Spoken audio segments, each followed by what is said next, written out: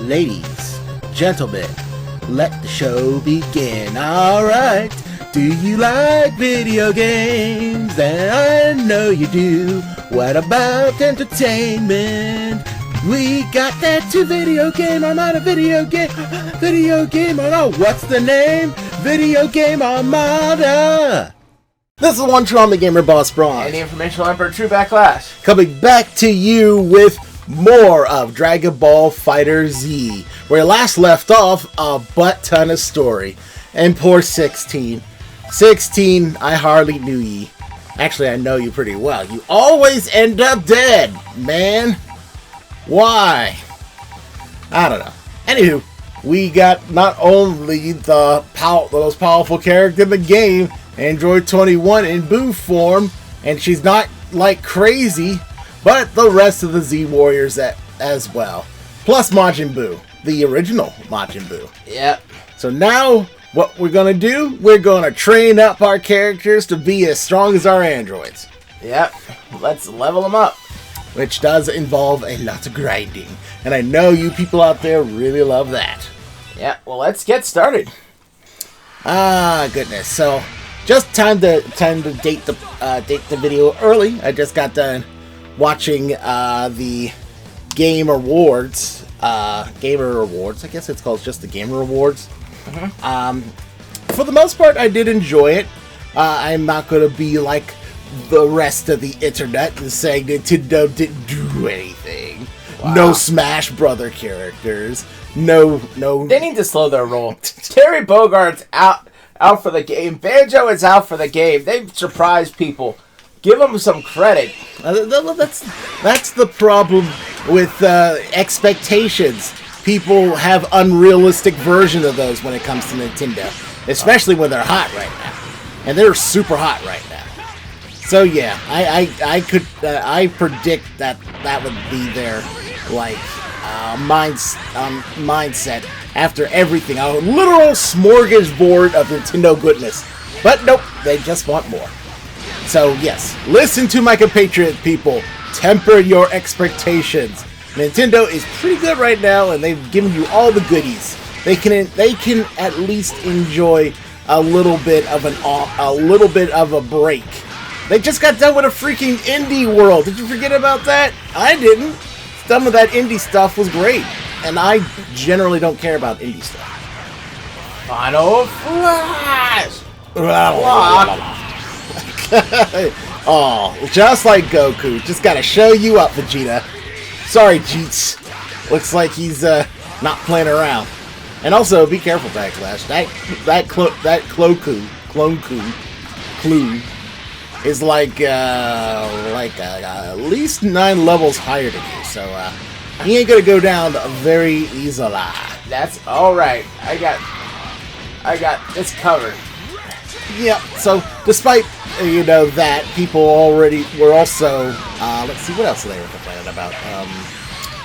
I guess too many commercial-based gamer-based commercials in the event, which I can say that why didn't you wrap them up? I don't know. That was weird.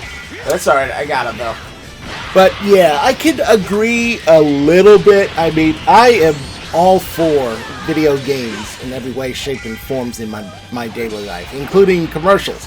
But if you're going to do an award show, at least do an award-based, commercial. Show some goodness. Have people be excited to play a game that maybe been out for a couple months, some other platform, I don't know. Trailers are great, but commercials, you guys can do better. I know you guys can do better. Let's see what else. Green Day was there. Okay, good. Hosting their newest hit, Wonder, I suppose. Well, I don't understand why this is different from having a fucking Seagulls at Euphoria or having a WWE match at the Video Game Awards for Spike, but I thought this was supposed to be about having industry veterans and gamers and, making it about the games and the people who work on them. Normally it is, but I think this year they wanted to experiment what they can get away with, what works, what doesn't, and that's fine, because how are you going to know what to do if you don't try a lot of little things, you know? And, you know, I just don't want them to be too, I don't want to say on edge, but a little, still, a little, what's the word I'm looking for? Well, anyway, I don't want them to be discouraged if the internet at large may not agree with everything they were doing. It's just how the internet is. What else? There were a few stars, you know, Vin Diesel. Well, he makes sense. Well, yeah. And beat down to the heart of that, of Dominic Toretto beats the heart of a super nerd. That I know, but I always seem to forget I do know that, but I also forget that every time. And I said, oh yeah, I forget he's a gamer. What was the name of the woman who's also in not Grand Theft Auto, goodness, Fast and the Furious? Michelle Rodriguez? Yeah, I guess she's a gamer too? Latina?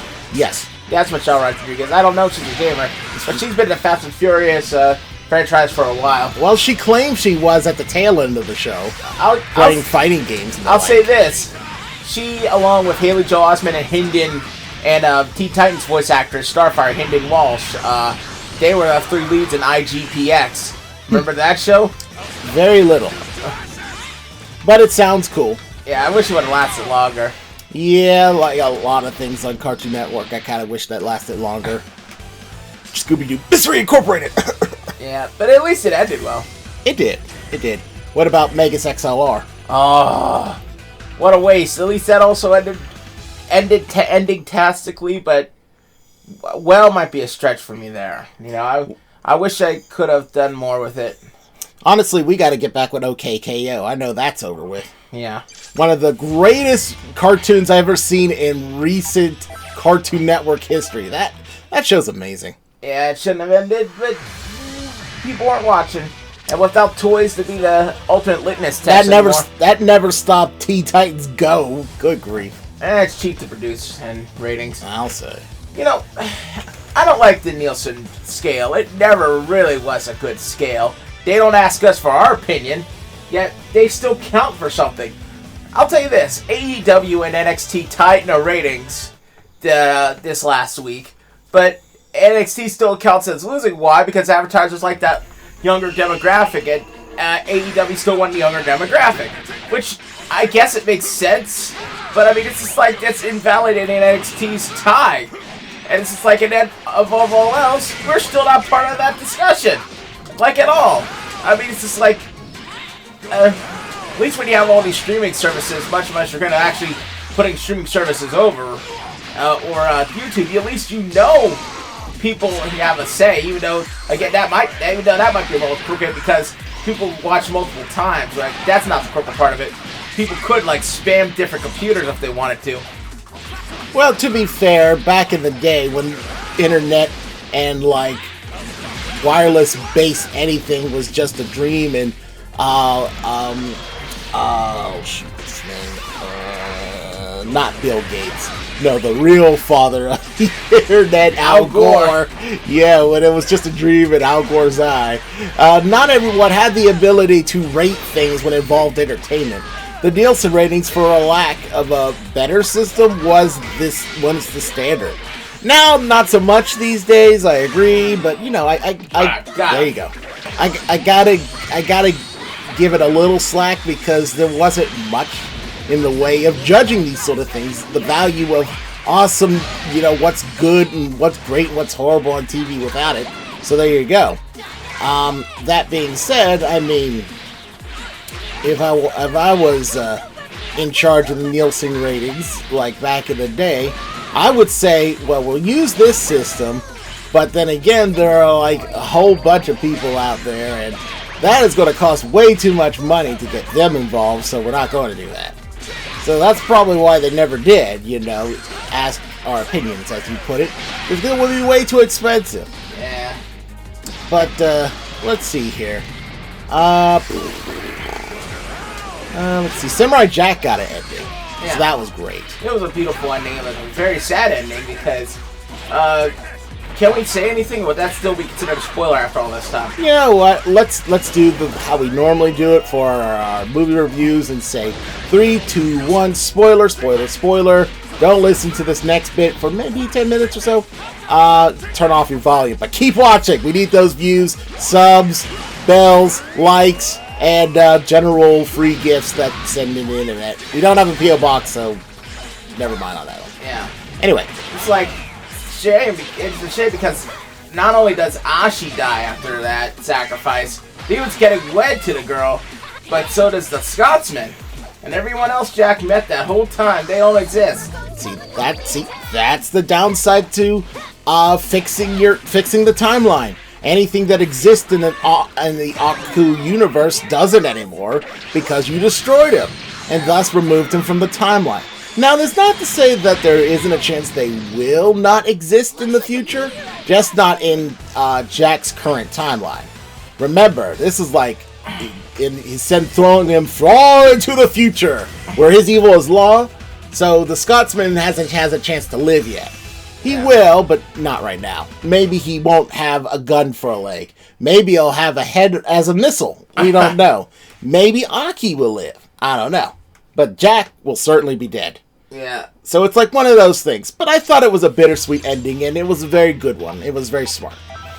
Let's see here. What else was a good... Oh, freaking Hero 108. It was a great show. It was a little odd, but it wasn't bad, and I liked it for that. Yeah. And it was a good show, but when they had a second season, when they introduced the Twin Master, I think that's what his name was. Yeah. It sort of got generic on me, and I usually don't say that sort of thing. I love my good action shows, even if it's not original. Yeah. But...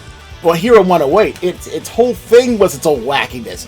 Basically, every animal had an army, and every animal king or queen had a special ability that harassed humanity. Yeah. And when the heroes of Hero 108 was able to convince each animal army to join them, you know what? They got those special skills and they became chill.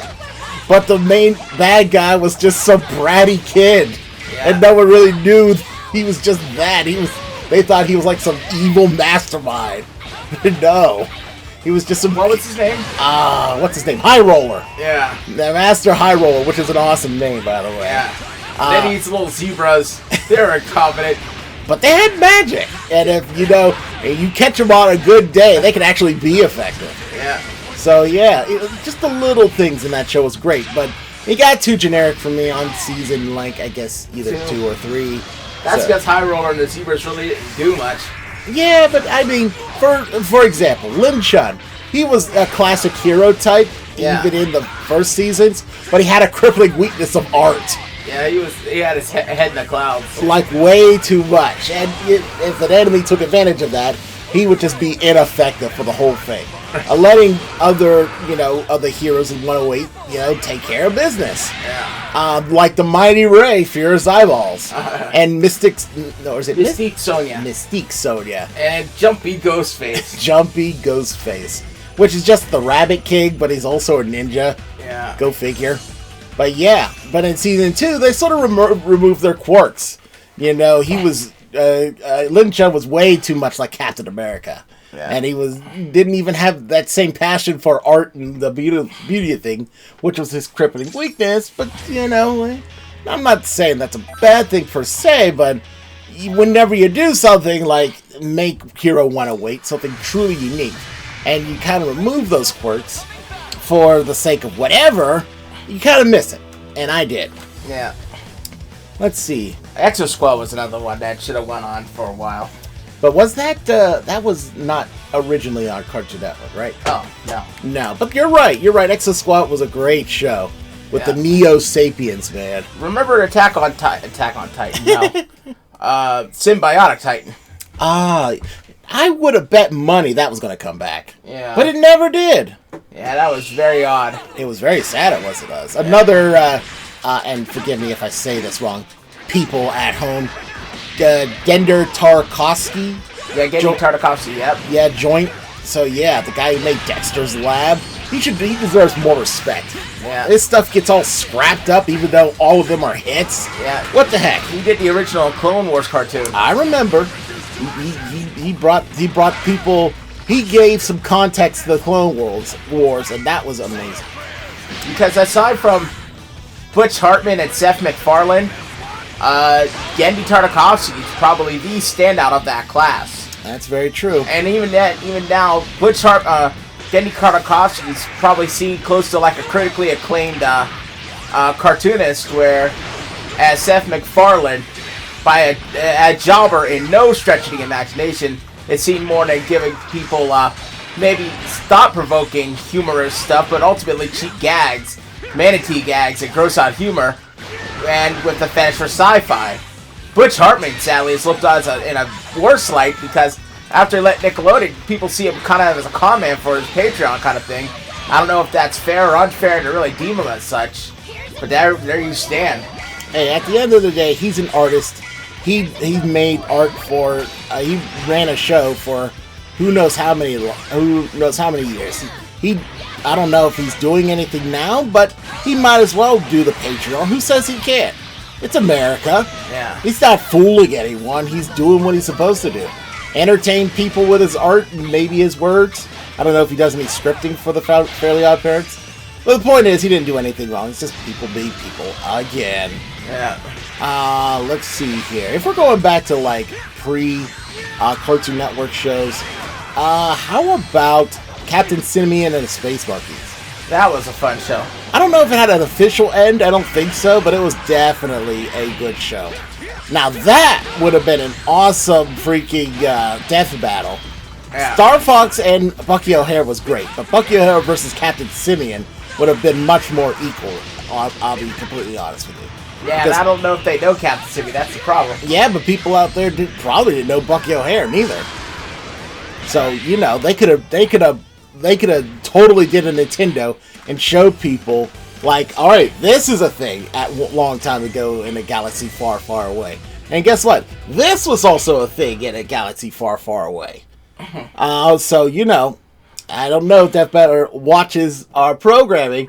Oh, who am I kidding? Of course they do. They'd be crazy not to. Yeah. But say, make it happen. Give Captain Simeon someone to fight. Ooh, speaking of which, a very stretch. This Saiyan, who's not quite a monkey, not this time, has a story-like Bond crap thingy. I don't know. He's got something to say.